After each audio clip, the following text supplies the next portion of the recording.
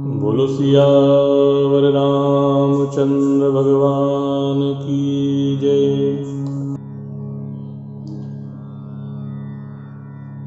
राजा कैसा होना चाहिए, राजा के क्या लक्षण होने चाहिए, यह हमने अभी सुना। राजा प्रताप भानु वेद में वर्णित राजधर्म के अनुसार धर्म का आचरण करते हुए अपनी प्रजा का पालन करते थे। जह लगी कहे पुराण श्रुति, एक एक सब जाग। 12 सहस्त्र सहस्त्र नृप, किए सहित अनुराग। वेद और पुराणों में जितने भी प्रकार के यज्ञ कहे गए हैं, राजा ने एक एक यज्ञ को प्रेम सहित हजार हजार बार किया। लेकिन देखो, इतने सारे यज्ञ करने के बावजूद भी राजा का उन यज्ञों से कोई प्रतिफल की आशा नहीं थी। लिखा है, क्या लिखा है? हृदय न कछु फल अनुसंधाना, भूप विवेकी परम सुजान।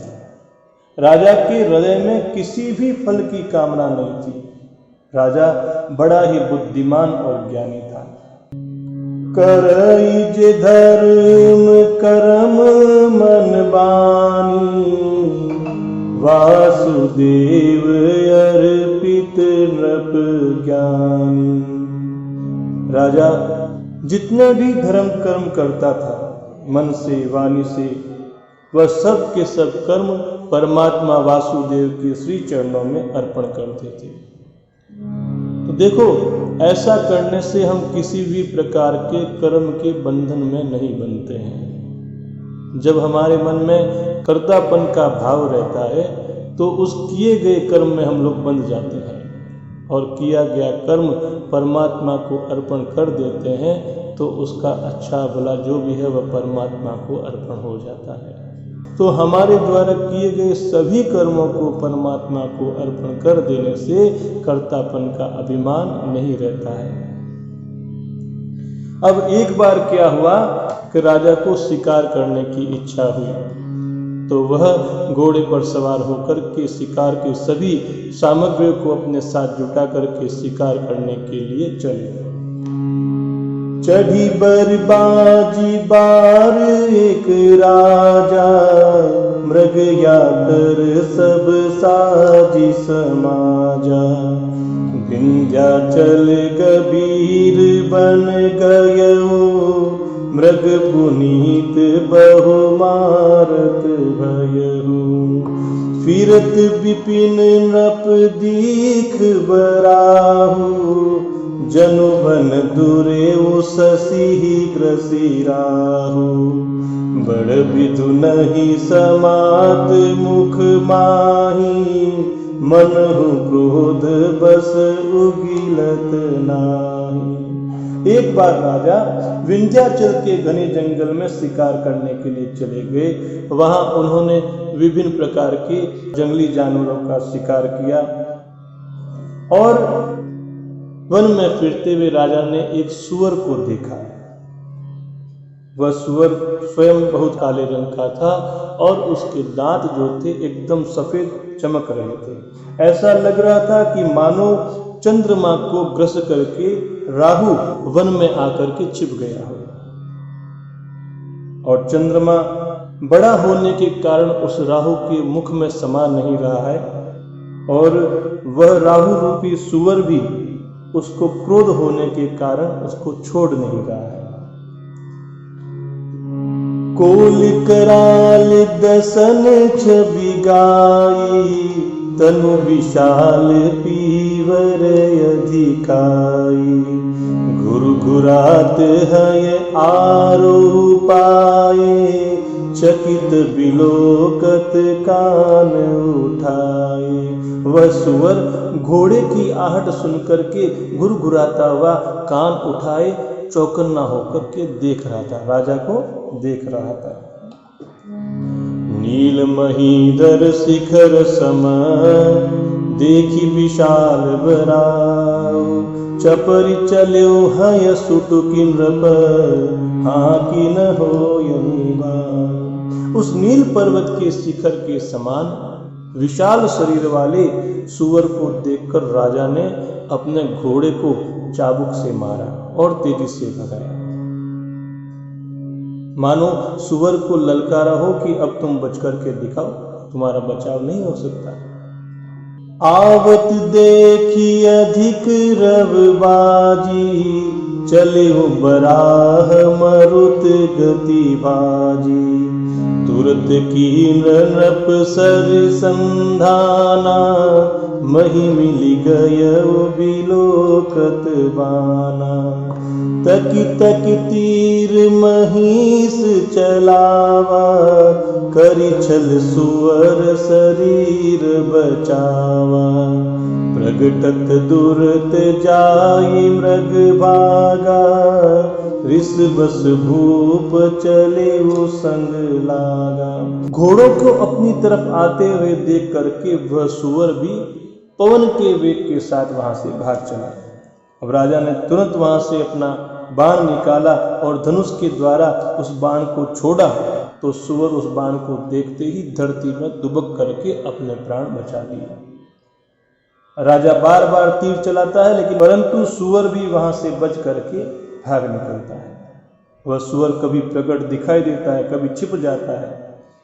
राजा क्रोध के वशीभूत होकर के उसके पीछे ही लग गया और उसके पीछे जंगल में आगे की तरफ बढ़ता गया। तो क्या हुआ, गय दूरी घन गहन बराहु जह नाहिन गज बाजी निबाहु अति अकेल बन विपुल कलेशु तदपि न मृग मग तजई नरेशु। सुअर बहुत दूर ऐसे घने जंगल में चला गया जहां हाथी घोड़े का निवाह अर्थात आना जाना नहीं था। अब राजा बिल्कुल अकेला पड़ गया और वन में बहुत कष्ट भी था, फिर भी राजा ने उस पशु का पीछा नहीं छोड़ा। कोल बिलो की भूप बड़ धीरा भागी पैठ गिर गुहा गभीरा। राजा को धैर्यवान देख करके सुअर ने भाग करके पहाड़ की एक गुफा में शरण ले ली। अब उसमें जाना बहुत कठिन था, अतः राजा को बहुत पछताना पड़ा और वह उस घने जंगल में रास्ता भूल गए। रास्ता भूल जाने पर खेद खिन्न क्षुदित त्रसित राजावादि समेत खोजत व्याकुल सरित सर जल बिनु भयउ अचेत। अब देखो राजा जो है बहुत अधिक परिश्रम कर लेने से बहुत थक चुका था। राजा का घोड़ा भी भूख और प्यास से व्याकुल था। अब राजा वहां नदी तालाब की खोज करता करता पानी के बिना बेहाल हो गया। वन में फिरते फिरते उसने एक आश्रम देखा। वहां मुनि का वेश बनाए एक राजा रहता था, जिसका देश राजा प्रताप भानु ने ही छीन लिया था और वह सेना को छोड़कर युद्ध से भाग करके यहां आया था। समय प्रताप भानु कर जानी आपन अति असमय अनुमानी गयउ न गृह मन बहुत गलानी मिलान राजई नृप अभिमानी। उसने प्रताप भानु का अच्छा समय अच्छे दिन जान करके और अपने बुरे दिन समझ करके मन में बड़ा दुख किया, मन में बड़ी ग्लानि हुई। अब अपना राज हार जाने पर भी वह न तो अपने घर गया और अभिमानी होने के कारण प्रताप भानु से जाकर के मिला भी नहीं, मित्रता भी नहीं की, संधि भी नहीं की और मन में अपने क्रोध को भरकर वह राजा दरिद्र की भांति तपस्वी के वेश में वन में रहने लगा। और वह राजा प्रताप भानु संयोग से उसी के पास गया। अब वह जो कपट वेश में मुनि बैठा था उसने उस प्रताप भानु राजा को पहचान लिया कि यह प्रताप भानु है। लेकिन पहचानने के बावजूद भी उसने उनको प्रकट नहीं किया। उसने देखा कि राजा प्यास के कारण बड़ा व्याकुल है। प्यास के कारण व्याकुल होने से राजा प्रताप भानु ने उस कपट मुनि को पहचान नहीं सके। राजा ने मुनि जान करके उनको प्रणाम किया, परंतु अपनी चातुर्यता से उन्होंने अपना नाम प्रकट रूप से नहीं बताया। भूपति त्रसित विलोकित ही सरबरु दीन दिखाय, मज्जन पान समेत हय कीन नृपति हर्षाय। अब राजा को प्यासा देख करके उस कपट वेशधारी मुनि ने राजा को सरोवर दिखला दिया। राजा भी बड़े प्रसन्न होकर के घोड़े के सहित वहां सरोवर के पास गए, स्नान किया, जलपान किया, जिससे उनकी सारी थकावट जाती रही। गए श्रम सकल सुखी नृप भयउ, निज आश्रम तापस लई गयउ। आसन दीन अस्त्र बिजानी, पुनि तापस बोले मृदुबानी। जब राजा की सारी थकावट मिट गई, तपस्वी उसे अपने आश्रम में ले गए और सूर्यास्त का समय जानकर राजा को बैठने के लिए आसन दे दिया और बड़ी कोमल और मधुर वाणी से बोला। क्या बोला? को तुम कस बन फिर हूँ अकेले, सुंदर जुबा जीव पर हेले। चक्रवर्ती के लक्षण तोरे, देखत दया लागी अति मोरे। तो तुम कौन हो? सुंदर युवक होकर के अपने जीवन की परवाह किए बगैर इस घने जंगल में अकेले फिर रहे हो। तुम्हारे लक्षण तो किसी चक्रवर्ती राजा के समान दिखाई देते हैं। तुम्हें देख करके मुझे बड़ी दया आती है। तो राजा ने उनसे क्या कहा? नाम प्रताप भानु अवनीसा, तासु सचिव मैं सुनहु मुनीसा। फिरत अहेरे परे भुलाई, बड़े भाग देखे पद आई। हम कह दुर्लभ दर्श तुम्हारा, जानत हो कछु भल हो नियारा। कह मुनि तात भयउ अंधियारा, जो जन सत्तरी नगर तुम्हारा। तो राजा ने कहा कि हे मुनीश्वर, सुनिए, आपने प्रताप भानु नाम का एक राजा सुना है ना? हाँ, तो मैं उन्हीं का मंत्री हूँ और शिकार करने के लिए निकला था, फिरते हुए रास्ता भूल गया।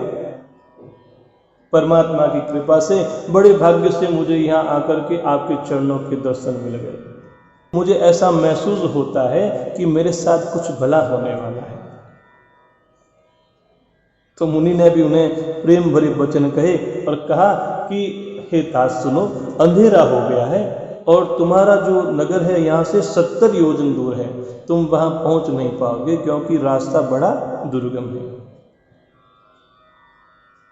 कपट वेश मुनि ने कहा, निशा घोर गंभीर बन पंथन सुनहु सुजान। बस हूँ आज वस जानी तुम, जाए होत बिहान। कि राजा सुनो, घोर अंधेरी रात है, घना जंगल है, रास्ता भी नहीं है। ऐसा समझ कर कि आज तुम यहीं ठहर जाओ, जब सवेरा होता है तो तुम चले जाना।